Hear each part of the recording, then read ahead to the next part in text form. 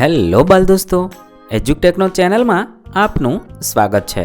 આજે આપણે શીખીશું ધોરણ 7 વિષય હિન્દી પાઠ 7 બઢે કહાની। પાઠના અભ્યાસ અને સ્વાધ્યાયના પ્રશ્નોની સમજ મેળવીશું। પાઠનો વિડીયો તમે વિડીયોના ડિસ્ક્રિપ્શનમાં તથા વિડીયોના અંતે પણ નિહાળી શકો છો। તો ચાલો શીખીએ ધોરણ 7 વિષય હિન્દી પાઠ 7 બઢે કહાની, જે બીજા સત્રમાં આવે છે। પાઠના અભ્યાસ અને સ્વાધ્યાયના પ્રશ્નોની સમજ। સૌપ્રથમ આપણે અભ્યાસના પ્રશ્નોની સમજ મેળવીએ। प्रश्न नंबर 1, ढांचे के आधार पर कहानी का कथन और लेखन कीजिए। अहिया ढांचे एटले के अहीं केटलाक मुद्दा आपेला छे। आ मुद्दाने आधारे तमारे वार्ता कहेवानी छे अने वार्ता लखवानी छे। तो चालो आपणे मुद्दाने आधारे वार्ता बनावीए अने वार्ता लखीए। वार्तानुं शीर्षक थशे नए वजीर का चुनाव अथवा चतुर बादशाह। एक बादशाह था, उसका वजीर बहुत बूढ़ा हो गया तो उसकी निवृत्ति का समय आया। तब बादशाह ने वजीर के पद के लिए नए उम्मीदवार बुलवाए। वजीर का पद बहुत इज्जत का था, इसीलिए उसके लिए बहुत से उम्मीदवार आए। उन सब की कठिन परीक्षा ली गई। परीक्षा में सफल 3 उम्मीदवारों को बादशाह के पास भेजा गया। उन्हीं 3 में से किसी एक को वजीर चुनना था। बादशाह ने बारी बारी से तीनों को अपने पास बुलाया और प्रत्येक उम्मीदवार से एक ही सवाल पूछा, मेरी और तुम्हारी दाढ़ी में एक साथ आग लग जाए तो तुम क्या करोगे?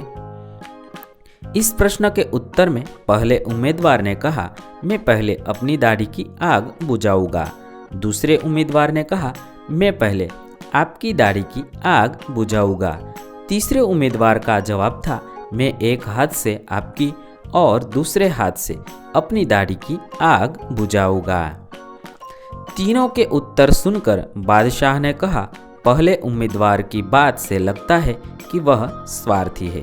दूसरे उम्मीदवार के जवाब से लगता है कि वह नादान है। तीसरे के जवाब से मालूम होता है कि वह बुद्धिमान है। बादशाह ने तीसरे उम्मीदवार को ही नए वजीर के पद पर नियुक्त कर लिया। આવી રીતે આપણે વાર્તા લખીશું। હવે પ્રશ્ન નંબર 2, કહાની કો આગે બઢાઈએ। અહીંયા છે એક અધૂરી વાર્તા આપેલી છે। एक चरवाहा था, एक बार जंगल की ओर बकरियां चराने गया। चरवाहा पेड़ के नीचे बैठा था। एक बकरी अकेली थोड़े दूर निकल गई। वहां कहीं से एक भेड़िया आ पहुंचा। उसने बकरी से कहा, मैं तुम्हें खाऊंगा। અહીં સુધીની એક અધૂરી વાર્તા છે, તે તમારે આ વાર્તાને તમારા વિચારો મુજબ આગળ વધારવાની છે। હું અહીંયા વાર્તાને આગળ વધારું છું, તમે તમારા વિચાર મુજબ બીજી કોઈ રીતે વાર્તા પણ લખી શકો છો। હવે આ વાર્તાને अब आप बकरी की जान बचाकर कहानी पूर्ण कीजिए। એટલે કે આ વાર્તાને તમારે એવી રીતે પૂરી કરવાની છે તેની અંદર એ બકરીનો જીવ બચી જાય। હવે આપણે વાર્તા જોઈએ। मुझे बड़ी भूख लगी है, अच्छा हुआ तू यहाँ आ गई। बकरी पहले तो बहुत घबराई, फिर उसने हिम्मत से काम लिया। वह बोली, आप मुझे खाना चाहते हैं तो कोई बात नहीं, परंतु पहले आप मेरा एक गाना सुन लीजिए। भेड़िया बोला, चलो ठीक है, सुना तू अपना गाना। बकरी जोर जोर से मैं करने लगी। आवाज सुनकर चरवाहा लाठी लेकर वहां आ पहुंचा। उसे देखकर भेड़िया भाग गया और बकरी की जान बच गई। सीख, आ वार्ता परथी આપણે सीख મેળવી શકીએ कि मुसीबत आने पर घबराना नहीं चाहिए। हिम्मत और युक्ति से काम लेने पर मुसीबत दूर हो सकती है। આવી રીતે આપણે વાર્તાને આગળ વધારી શકીએ। તમે તમારા વિચાર મુજબ આ વાર્તાને આગળ વધારી શકો છો। હવે પ્રશ્ન number 3, TV, radio, tape recorder और मोबाइल फ़ोन के माध्यम से कहानी दिखाना या सुनाना। बाद में बारी बारी से कक्षा में कहानी का वर्णन करवाना।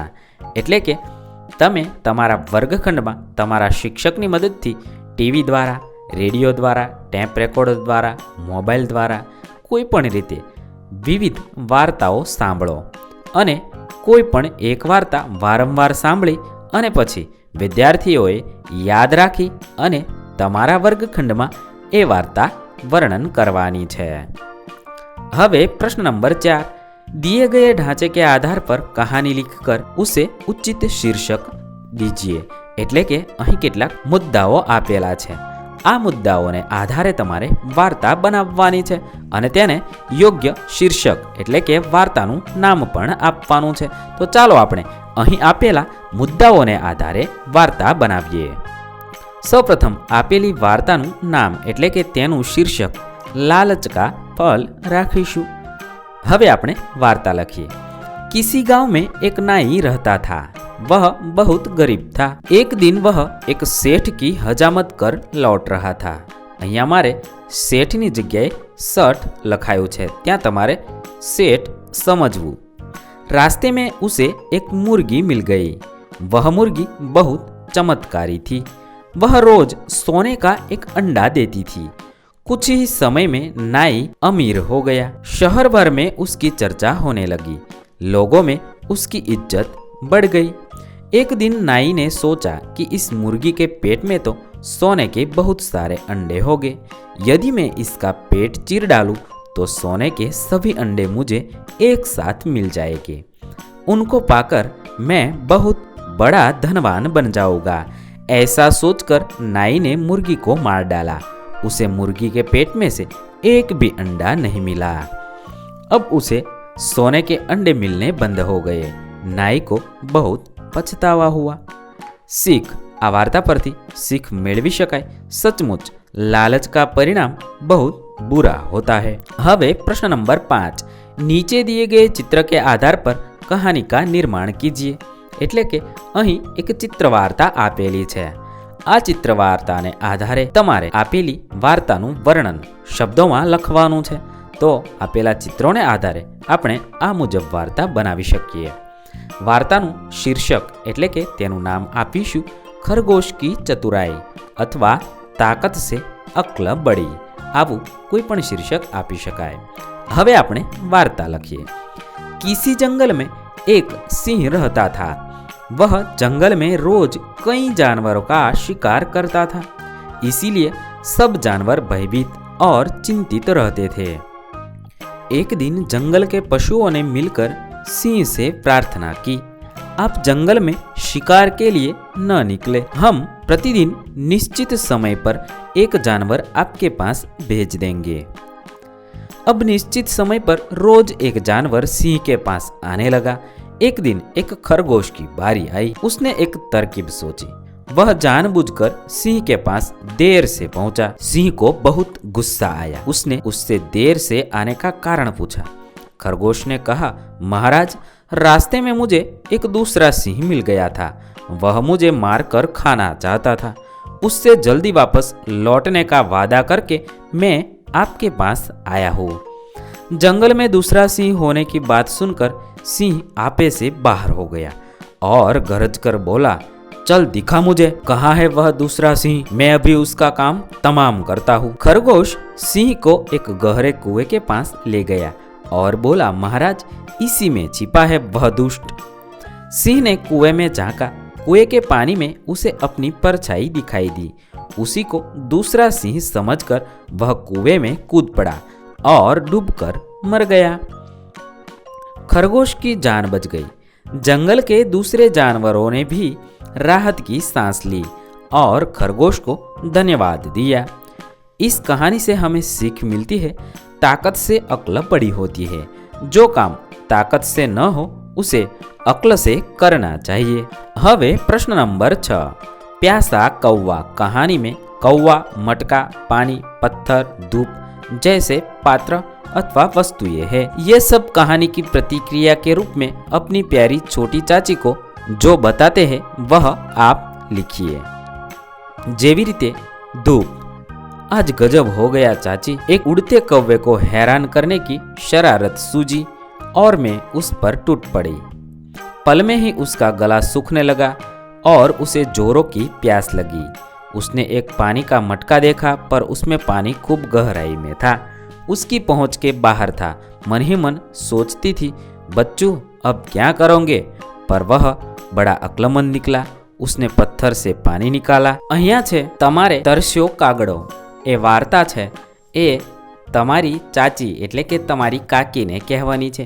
પણ કેવી રીતે?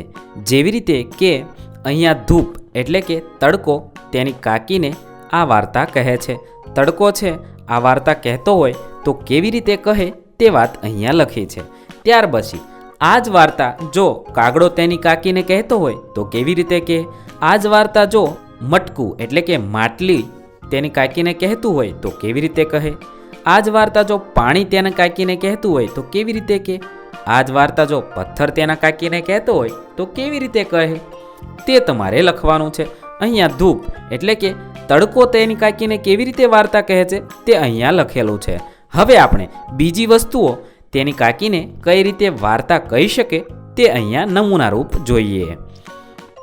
હવે જો કાગડો તેની કાકીને આ વાર્તા કહેતો હોય તો કંઈક આવી રીતે કહે, ચાચી ऐसी प्यास मुझे कभी नहीं लगी जैसी आज लगी. धूप भी तेज थी, मैं उड़ते उड़ते थक भी गया था, गला बुरी तरह सूख गया था. तभी मेरी नज़र एक मटके पर पड़ी. उसमें पानी देखकर मेरी खुशी का ठिकाना न रहा. लेकिन जब मैंने मटके में चोंच डाली तो वह पानी तक नहीं पहुंची. इधर उधर बैठकर कई बार प्रयत्न किए पर कोई सफलता नहीं मिली. पर चाची तुम्हारा यह भतीजा हार मानने वाला नहीं था. फौरन एक तरकीब सूझी. मैंने आसपास पड़े पत्थर मटके में डाले. पानी ऊपर तक आ गया. मैंने पानी पीकर अपनी प्यास बुझाई. હવે આજ વાર્તા જો એ માટલું તેની કાકીને કહેતું હોય તો કંઈક આવી રીતે કહે, चाची आज एक कौवे ने कमाल कर दिया. मुझ में बहुत थोड़ा पानी था. मैं सोचता था किसी ने मुझे जरा सी भी धक्का दिया या किसी की ठोकर लगी तो यह पानी ढुलक जाएगा. लेकिन जैसे दाने दाने पर खाने वाले का नाम लिखा होता है वैसे ही बूंद बूंद पर उसे पीने वाले का नाम लिखा होता है. इतने में एक चतुर कौवा आया. उसे प्यास लगी थी परंतु पानी तक उसकी चोंच नहीं पहुंची. तब उसने मुझ में कई पत्थर डाले. पानी की सतह ऊपर उठ गई और कौवे ने मजे से पानी पिया. मैं उस चतुर कौवे को कभी नहीं भूलूंगी. આવી રીતે આ માટલું વાર્તા કહી શકે. હવે જો એક પાણી છે તે તેની કાકીને આ વાર્તા કહેતું હોય તો આવી રીતે કહી શકે, चाची जिंदगी वही अच्छी है जो किसी के काम आ जाए. मैं एक मटके में था. सोचता था कि मैं धीरे धीरे भाप बनकर उड़ जाऊंगा. उस भाप से भला किसी का क्या भला होगा. परंतु आज एक कौवा मटके के मुंह पर बैठा. वह बहुत प्यासा था. उसने चोंच मटके में डाली पर वह मुझ तक न पहुंच पाई. तब उसने मटके में पत्थर डाले और जब मैं ऊपर आया तब उसने मुझे पीकर अपनी प्यास बुझाई. હવે આ વાર્તા જો પથ્થર તેની ચાચીને કહેતો હોય તો આવી રીતે કહી શકે, चाची हम तो खुले में पड़े पड़े उब गए थे. जीवन व्यर्थ लग रहा था. लेकिन आज एक चतुर कौवे ने हमारा उपयोग करके हमें चकित कर दिया. उसने एक मटके से पानी पीना था परंतु पानी तक उसकी चोंच नहीं पहुंचती थी. तब उसने हमें एक एक करके मटके में डाला. पानी ऊपर आ गया. उसने मजे से पानी पिया और खुश होकर उड़ गया. हम मटके के पानी में चले गए थे. बहुत मजा आया. सचमुच चाची कौवा बड़ा अक्लमंद था. આવી રીતે આ વાર્તાની વિવિધ વસ્તુઓ તેની કાકીને કઈ રીતે વાર્તા કહે તે તમારે અહીંયા લખવાનું છે. હવે પ્રશ્ન નંબર 7, શબ્દો કે ભેદ जानकर उनका वाक्य में प्रयोग कीजिए. એટલે કે અહીં આપેલા શબ્દનો તફાવત જાણવાનો છે અને તેને વાક્ય પ્રયોગ કરવાનો છે. એક आदि તેનો અર્થ આરંભ થશે. તેનું વાક્ય બનાવી શકાય, इस कहानी का आदि और अंत बहुत रोचक है. અને બીજા આદि શબ્દનો અર્થ થશે અભ્યસ્ત. તેના પરથી વાક્ય બનાવી શકાય, मैं सुबह जल्दी उठने का आदि हूँ. ત્યારબાદ બીજો શબ્દ છે અપેક્ષા. તેનો એક અર્થ થશે આશા. તેના પરથી વાક્ય બનાવી શકાય, मुझे आपसे यही अपेक्षा थी. બીજો શબ્દ ઉપેક્ષા છે. તેનો અર્થ ધ્યાન ન દેના થશે. તેના પરથી વાક્ય બનાવી શકાય, उसने स्वास्थ्य की उपेक्षा की. ત્રીજો શબ્દ અશક્ત છે.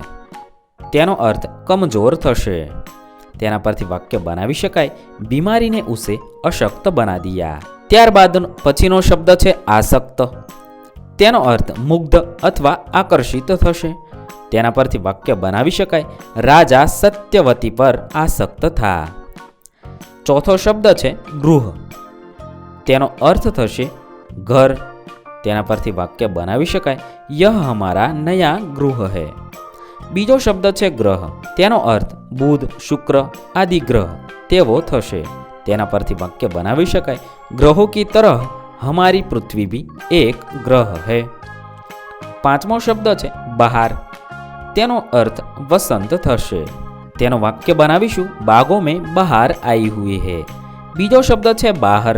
તેનો અર્થ સીમા કે પાર થશે. તેના પરથી વાક્ય બનાવી શકાય, લોગ ઘરો સે બહાર નિકલ આએ. 6. શોક. તેનો અર્થ ચસ્કા અથવા રુચિ થશે અને તેના પરથી વાક્ય બનાવી શકાય, મુझे ઘૂમને ફિરને કા શોક હૈ. બીજો શબ્દ છે શોક. તેનો અર્થ થશે દુઃખ. તેના પરથી વાક્ય બનાવી શકાય, માँ કે મરને પર ઉસે બહુત શોક હુઆ. આવી રીતે આપણે આપેલા શબ્દોનો અર્થ લખી અને તેનો વાક્ય પ્રયોગ કરીશું. હવે આપણે સ્વાધ્યાયના પ્રશ્નોની સમજ મેળવીએ. प्रश्न नंबर 1, कहानी आगे बढ़ाइए. कहानी को अपने आप लिखिए. અહીંયા એક અધૂરી વાર્તા આપેલી છે. તે વાર્તાને તમારે આગળ વધારવાની છે. एक दिन अकबर ने बीरबल से पूछा, बीरबल दुनिया में सबसे अधिक शक्तिशाली कौन है? बीरबल ने क्या कहा होगा? कहानी आगे बढ़ाइए. એટલે કે એક વખત અકબર છે એ બીરબલને પૂછે છે કે દુનિયામાં સૌથી શક્તિશાળી કોણ છે. ત્યારે બીરબલે શું કીધું હશે તે વાર્તા સ્વરૂપે લખવાનું છે. હું અહીંયા લખું છું, તમે વિચારીને તમારા વિચાર મુજબ वार्ता लखी सको छो. एक दिन अकबर ने बीरबल से पूछा, बीरबल दुनिया में सबसे अधिक शक्तिशाली कौन है? बीरबल ने फौरन उत्तर दिया, जहांपना दुनिया में सबसे अधिक शक्तिशाली सूरज है. अकबर ने पूछा, कैसे? तब बीरबल ने कहा, हुजूर दुनिया में 3 ही बड़ी शक्तियां हैं, हवा, पानी और सूरज. एक बार इन तीनों में बहस छिड़ गई कि उनमें से सबसे अधिक बलवान कौन है. तब सूरज ने कोट पहनकर सड़क से गुजरने वाले एक यात्री की ओर संकेत कर कहा, जो इसका कोट शरीर पर से उतरवा दे वही सबसे अधिक बलवान है. हवा ने कहा, इनमें कौन सी बड़ी बात है, अभी मैं इसका कोट उतरवा कर बताती हूँ. ऐसा कहकर हवा जोर से चलने लगी. उसने तूफान का रूप ले लिया, पर इससे वह आदमी ने अपने कोट को कसकर पकड़े रहा. आखिर हवा ने अपनी हार मान ली. अब पानी को अपनी ताकत दिखानी थी. जोर की बरसात होने लगी. यात्री एक घने पेड़ के नीचे खड़ा हो गया, फिर भी वह भीग गया, पर अपना कोट नहीं उतारा. कोट के कारण उसकी कमीज और बनियान अधिक नहीं भीगी. पानी ने भी अपनी हार कबूल कर ली. अब सूरज की बारी थी. उसने जोर से तपना शुरू किया. गर्मी से बेहाल होकर यात्री ने कोट उतारकर कंधे पर डाल दिया. इस तरह सूरज यात्री का कोट उतरवाने में सफल रहा. उसने अपने को सबसे अधिक शक्तिशाली सिद्ध कर दिया.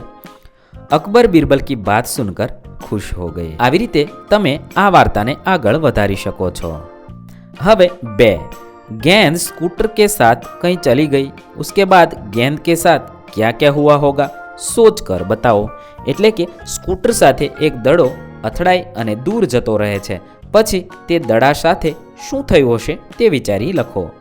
रबर की एक गेंद रास्ते में पड़ी थी. एक स्कूटर वहां से गुजरा तो वह उसके एक पहिए में फंस गई. आगे रास्ते में ऊंची ऊंची घास थी. कोमल कोमल घास का स्पर्श गेंद को बहुत अच्छा लगा. फिर स्कूटर एक कीचड़ वाली जगह से गुजरा. कीचड़ के छींटे गेंद पर भी पड़े. गेंद को बहुत बुरा महसूस हुआ, पर क्या करती बेचारी. स्कूटर आगे बढ़ा तो एक बगीचा था. स्कूटर वाले को बगीचे से फूल लेने थे.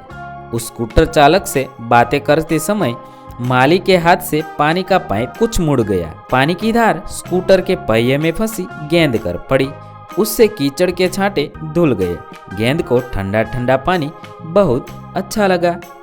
माली से फूल लेकर चालक ने स्कूटर पर बैठकर किक मारी तो गेंद पहिए से निकलकर उछली और फूल के एक गमले में जा गिरी। उसी समय माली का छोटा बेटा वहां आया। उसने कूड़े में पड़ी गेंद देखी। गेंद पाकर उसकी खुशी का ठिकाना न रहा। આવી રીતે તમે વાર્તાને આગળ વધારી શકો છો।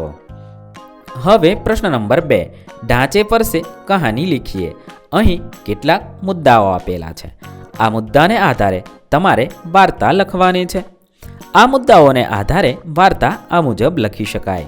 સૌપ્રથમ વાર્તાનું શીર્ષક આપીશું લાલચી કુત્તા। હવે વાર્તા લખીએ। एक कुत्ता था। एक दिन उसे एक रोटी का टुकड़ा मिल गया। उसे मुंह में लेकर वह एक छोटी नदी के पुल पर से गुजर रहा था। नदी के पानी में कुत्ते ने अपनी परछाई देखी। परछाई को उसने दूसरा कुत्ता समझ लिया। उसके पास भी रोटी का टुकड़ा था। उसे दूसरे कुत्ते की रोटी छीनने की इच्छा हुई। कुत्ते ने उस कुत्ते की ओर जोर से भौंकने के लिए जैसे ही मुंह खोला, उसके मुंह की रोटी नदी के पानी में गिर पड़ी। लालच में पड़कर उसने अपनी रोटी भी गंवा दी। इस कहानी से हमें सीख मिलती है, सच है लालच का फल बुरा होता है। અહીં આપણા અભ્યાસ અને સ્વાધ્યાયના પ્રશ્ન પૂર્ણ થાય છે। વિદ્યાર્થી મિત્રો, ધોરણ 6, 7 અને 8ના ગુજરાતી અને હિન્દી વિષયના તમામ પાઠના અભ્યાસ અને સ્વાધ્યાયના પ્રશ્નના વિડીયો આપણી ચેનલ પર ઉપલબ્ધ છે।